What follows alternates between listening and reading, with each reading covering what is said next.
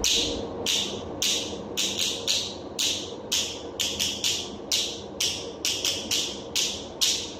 ថាយប់ថ្ងៃអើយមានមិនចេះអស់រីឯកំឡោះសោះថែមិននៅ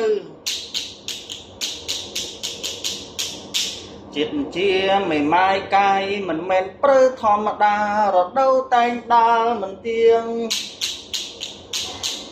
ស្រមោចលួចស៊ីផ្កាស្ពៃចំណែកសត្វរីចេះតែស្រែកច្រៀង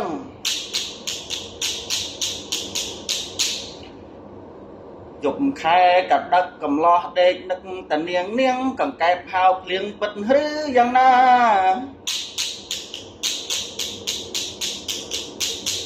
យប់ខែកដឹកប្រុសដេកនឹកតនាងនាងកង្កែបហៅភ្លៀងពិតឬយ៉ាងណាពិតអត់